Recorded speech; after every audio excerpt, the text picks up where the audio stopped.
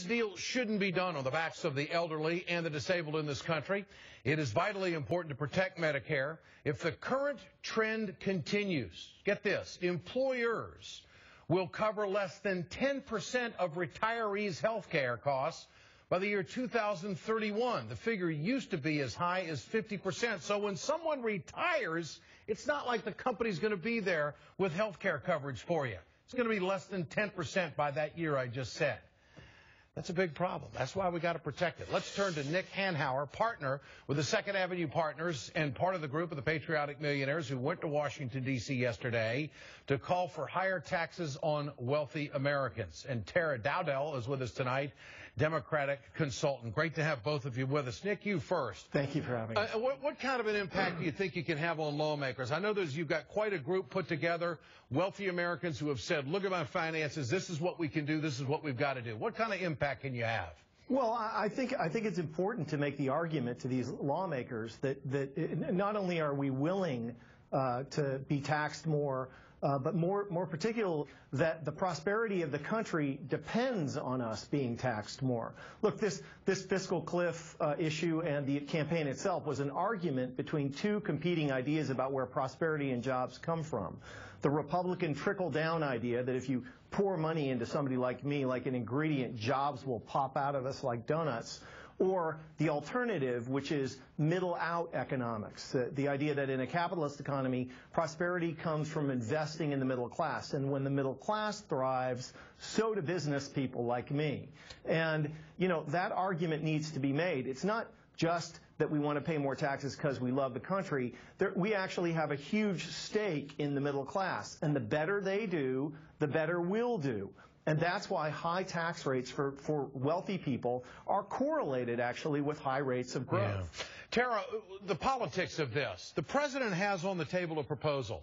Let's do the deal for 98% of Americans right now. Doesn't that arm Republicans with the talking points to be able to go back home and say, hey, to 98% of you, I didn't raise your taxes? Why won't they take that deal?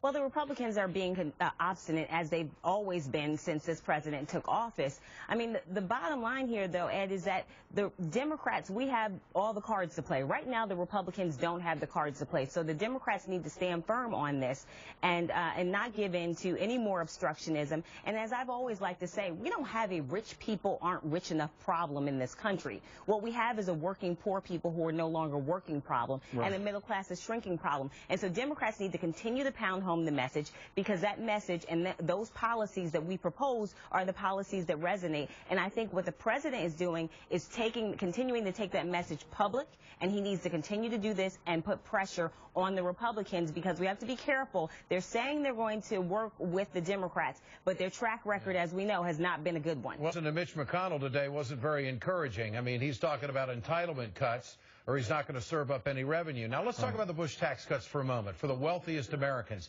almost $1 trillion is saved over 10 years, $42 billion in the first year alone if we go back to the old rates. Here is a healthy sum. I mean, that's a pretty doggone healthy sum. But, Nick, is that really where we have to go? Should we go further than the old rates? Absolutely. I mean, I think that it's good that the rate is going to go up. But we have to eliminate the carried interest deduction that is just an abomination in our tax code, this 15% rate that private equity people and venture capital people like myself get.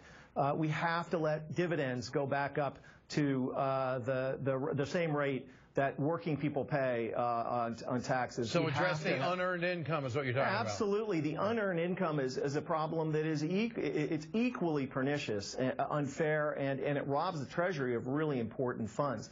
But if I could make one more point, people think that the Republicans are afraid that the economy will be harmed when tax rates go up on the rich. It's the opposite of the truth. They're terrified that when tax rates go up on the rich, it's not going to harm the economy. Yeah. And 30 years of ridiculous orthodoxy are going to go down the drain with it. All right, I want to play this soundbite by Mitch McConnell today. Here it is.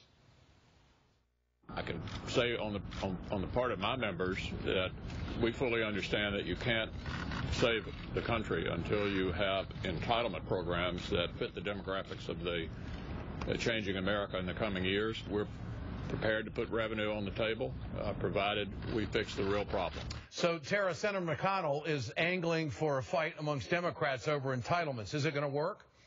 Well, I think obviously he hopes it will work. I don't think it will work this time because the bottom line here is that the public has made their choice in this election, and President Obama was very clear throughout this election. He's been clear that he did not want to raise, that he did not want to continue the Bush tax cuts for the top income earners. So I do think, though, that one thing I want to see more Democrats do is those of us who are, not in Congress, we need to be out there pushing, too. Because last time what happened was the president got elected and everyone acted like he was going to be a magician and that he could rule single-handedly and do all these things. And we need the public to push back and also let them know that we are not going to stand for this anymore. It has to be, people have to sacrifice. There is no political off-season is what I'm hearing. Nick Hanauer, Tara Dowdwell, great to have you with us tonight. Thanks so much. Thanks. Thank There's you. a lot more coming up in the next half hour.